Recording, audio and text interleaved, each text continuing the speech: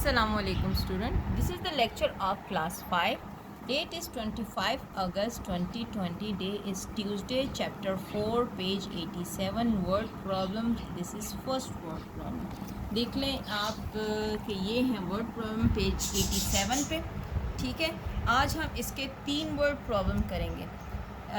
First word problem क्या है हमारे पास के in a departmental store the following items are on special reduction during a sale. Sale लगी हुई है कोई किसी स्टोर में, डिपार्टमेंटल स्टोर में, और ये जो आइटम दिए हुए हैं इन्हें स्पेशल रिडक्शन है, यानी इस पर डिस्काउंट दिया हुआ है.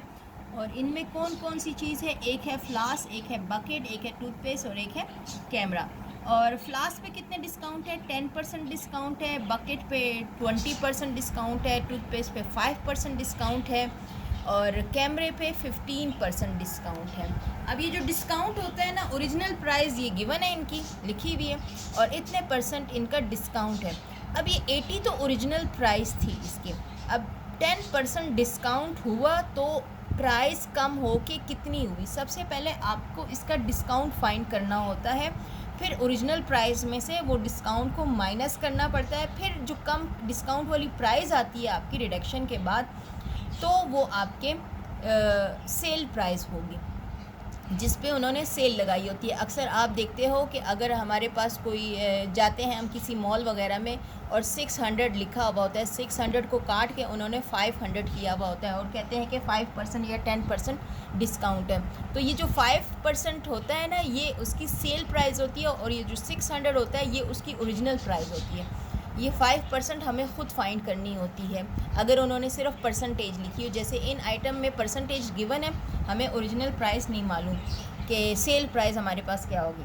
अब इन्होंने कहा है look at the price board and work out the special price of. Special price यानी जो सेल प्राइस लगी हुई है वो क्या होगी? The thermos flask. Thermos flask का हमने क्या करना है कि जो स्पेशल प्राइस है वो फाइंड करनी है. यानी ये 5% डिस्काउंट आप फाइंड करो और 80 में से वो 10% डिस्काउंट आप माइनस कर दोगे. ठीक है, करने का तरीका क्या है आसान लेकिन है वर्ड प्रॉब्लम, तो बहुत ध्यान से स्टेटमेंट, हल्की फुल्की सी स्टेटमेंट बनाएं, वो स्टेटमेंट बनाएं जो आपको समझ आए. थर्मस फ्लास्क का प्राइस है, रिड्यूस प्राइस जो हमारे पास आएगी वो है 10% ऑफ 80 रुपीज़. 10% ऑफ 80 रुपीज़ यानी कितनी रिड्यूस होगी, हमने पहले वो फाइंड करनी है कि उसने पैसे कम कितने किए हैं सेल में. तो हमने 10% है हमारे पास, परसेंटेज का हमें पता नहीं होता, तो हमने इसलिए पहले उसको फार्मूले में लगा के हमने उसकी कम प्राइस जितनी उसने कम किया वो फाइंड करनी है. 10% ऑफ ₹80. हमने क्या किया, ऑफ को कन्वर्ट कर दिया मल्टीप्लिकेशन को में और परसेंटेज को कन्वर्ट कर दिया 1/100 में, तो ये एक लाइन में बन गई. यानी 80 ये आ गया हमारे पास, 10 हमारा इस 80 से कट गया और 10 हमारा इस 10 से कट गया. बाकी क्या रह गया? ये 8 रुपीज़ रह गया. यानी उसने थर्मस में 8 रुपये कम की है. तो स्पेशल प्राइस क्या बनी? 80 रुपीज़ माइनस 8 रुपीज़, तो तुम्हारे पास आ जाएगी 72 रुपीज़ स्पेशल प्राइस. ठीक है, सेम अब हमारे पास प्लास्टिक बकेट है, उस पर 20% डिस्काउंट किया हुआ है उन्होंने, और ओरिजिनल प्राइस है उसकी 65. तो उसने कम कितने किए ये पहले हम फाइंड करते हैं. तो प्लास्टिक बकेट प्राइस रिड्यूस कितनी रिड्यूस हुई है तो वो देख लेते हैं. 20% ऑफ 65 रुपीज़. 20% सेम जैसे ऊपर किया वैसे ही किया. कटिंग की 0 से कट गया. 2 1 जार 2, 2 5 जार 5 1 जार 5 5 13 जार. तो ये आ गया हमारे पास 13 रुपीज़ रिड्यूस की है उसने. तो स्पेशल प्राइस क्या हुई? 65 रुपीज़ में से मैंने 13 रुपीज़ माइनस कर दिया, तो बाकी आ गया 52 रुपीज़ स्पेशल प्राइस, यानी जो सेल प्राइस उसकी है वो है 52 रुपीज़. अब आ जाए इसके सी पार्ट पे और कहते हैं ये कैमरा है, कैमरे में 15% उन्होंने रिडक्शन की हुई है, रिड्यूस की हुई है प्राइस को. तो हमारे पास रिड्यूस प्राइस है कितनी, मतलब उस जितनी उसने कम की है वो कितनी है, और उसके बाद स्पेशल प्राइस क्या होगी? 15% ऑफ 800. तो हमने इसको ऑफ को मल्टीप्लिकेशन में परसेंटेज को 1/100 में कन्वर्ट किया. 20 से कट गया. 8 मल्टीप्लाई बाय 15 120 आ गया. ₹120 उसने कम किए हैं. तो स्पेशल प्राइस क्या बन जाएगी? 800 माइनस 120 रुपीज़ तो बन गई स्पेशल प्राइस 680 रुपीज़। कैमरे में अब उसकी कीमत है 680 रुपीज़, जो कि पहले था 800 रुपये का। टूथपेस्ट है हमारे पास। टूथपेस्ट की में कितनी उसने सेल लगाई है, 5% सेल लगाई है। तो उसकी ओरिजिनल प्राइस थी 12.50। अब देखते हैं उसने कम कितने किए हैं। उसने कम किए, ये आपको बिल्कुल वही तरीका है, कटिंग शटिंग की है मैंने, और उसने किए हैं 0.625 रुपीज़, यानी 1 रुपये से भी बहुत थोड़ा सा उसने कम किया है। तो स्पेशल प्राइस हमारे पास क्या बनेगी, 12.5 रुपीज़ माइनस 0.625, तो स्पेशल प्राइस आ गई 11.875। ये माइनस कैसे होते हैं मैंने आपको 4A में बता दिया हुआ है कि डेसिमल नंबर्स को कैसे माइनस प्लस करते हैं। ठीक है, तो ये उसकी रिड्यूस प्राइस आ गई, स्पेशल प्राइस आ गई। क्वेश्चन नंबर 2 में क्या कह रहा है, mister Shah earn 8500 every month, यानी मिसिस शाह जो है अर्न करती है 8500 8500 रुपीज़ एवरी मंथ, मतलब हर महीने, फ्रॉम हर वर्क, जहाँ वो काम करती है वहाँ से उसको इतना पैसा मिलता है। एज अ कंप्यूटर ऑपरेटर, वो एज अ कंप्यूटर ऑपरेटर काम करती है।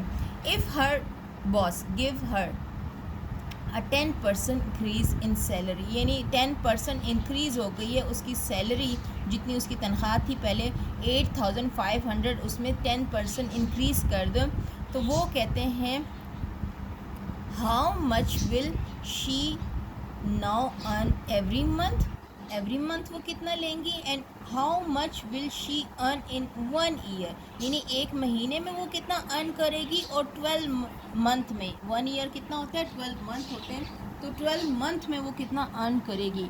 ओरिजिनल उसकी सैलरी ये थी 1 मंथ की, उसने इंक्रीज़ की, पहले तो हम उसकी इंक्रीज़ देखेंगे, फिर उसमें ऐड करेंगे तो उसकी न्यू सैलरी आएगी, फिर उसकी 1 ईयर की हम सैलरी फाइंड करेंगे। देख लेते हैं हम। हमारे पास थी Mrs Shah earn in 1 month 8500 rupees. Mrs Shah earn in 1 month 8500 rupees. ठीक है, इंक्रीज़ इन सैलरी कितनी इंक्रीज़ है, 10%। ये 10% बनती कितनी है, हमने 10% इज़ इक्वल टू निकाला, तो 10% ऑफ सैलरी है। तो जिस तरह अभी हमने पीछे किया था बिल्कुल वैसे ही सैलरी की जगह हमने अमाउंट लगा दी, परसेंटेज को 1/100 लिख दिया, तो ये 2 0 से कट गए, 885 मल्टीप्लाई बाय 10, तो 850 बनी, यानी उसकी सैलरी कितनी इंक्रीज़ हुई, 850 रुपीज़ इंक्रीज़ हुई।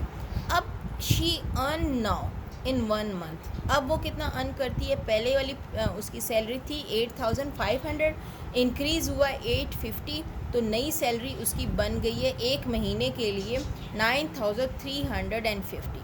1 महीने के लिए इतनी है, तो 12 मंथ के लिए कितनी होगी, 12 से मल्टीप्लाई कर देंगे, 1 मंथ की सैलरी मल्टीप्लाई विद 12, तो 9350 मल्टीप्लाई विद 12, तो ये बन गई 1,12,200।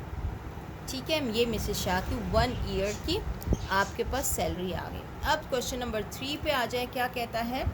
क्वेश्चन नंबर 3 कहता है mister Mansoor earn a sum of ₹35,000 per month, यानी मिस्टर मंसूर अर्न करता है 35,000 रुपीज़ 1 महीने में।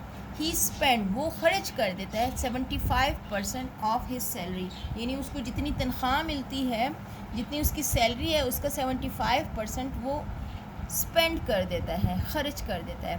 How much money does he save, यानी उसके पास बाकी कितने बचते हैं अगर 75% वो खर्च करता है। इसके 2 तरीके हैं, यानी टोटल होता है 100% में से 75 निकाल दो तो बाकी कितने बचे, 25%। 25% वो सेव करता है परसेंटेज में, तो उसको आप कन्वर्ट कर सकते हो रुपीज़ में, यानी 25% ऑफ 35,000 रुपीज़ उधर से निकाल सकते हो, या फिर आप ये देख लो कि वो स्पेंड कितने करते हैं। स्पेंड में जब आपको पता चल जाता है कि इतने वो ख़र्चा करता है, तो वो उस खर्चे को निकाल दो आप इनकम में से, तो आपके पास जो बाकी बचेगा वो सेविंग होंगे। देख लेते हैं हम इसको। Mister Mansoor earn in 1 month 35,000 rupees. ही स्पेंड 75% 75% होता कितना है? 75% ऑफ सैलरी, 75% ऑफ सैलरी ये आ गया 26,250। स्पेंड कितने किए वो? 26,250। सेव कितने हुए? सैलरी माइनस स्पेंड, जितनी उसकी सैलरी थी उसमें से माइनस कर दो इसके एक्सपेंडिचर जो उसने ख़र्चा किया है। तो सैलरी कितनी थी? 35,000 रुपीज़, और उसके एक्सपेंडिचर कितने थे जो उसने खर्च किए? वो है 26,250 रुपीज़। तो माइनस किए तो हमारे पास आ गए ये 8,750 रुपीज़ उसकी सेविंग आ जाती है मिस्टर मंसूर की। ठीक है, और ये था आपका क्वेश्चन नंबर 3। ये देख लें एक दफ़ा आप, ये तीनों क्वेश्चन, ये आज का लेक्चर है आपका, और इसको बहुत अच्छे से कर लें और कॉपी पे भी बहुत अच्छे से कीजिएगा ताकि आपको समझ आए कि पेपर में आपके पास कॉपी नहीं होगी प्रिपेयर तो फिर आपके लिए मसला होगा। ये क्वेश्चन नंबर 2 एंड ये क्वेश्चन नंबर 3 है। ये बहुत अच्छे से कॉपी पे नीट काम कर लें, कोशिश किया करें कि खुला खुला लिखें ताकि आपको समझ आ सके। अपना बहुत ख्याल रखें, अपने लेक्चर्स को बहुत अच्छे से करें, अपने फैमिली का बहुत ख्याल रखें, दुआ में याद रखें। Thank you so much. अल्लाह हाफ़िज़।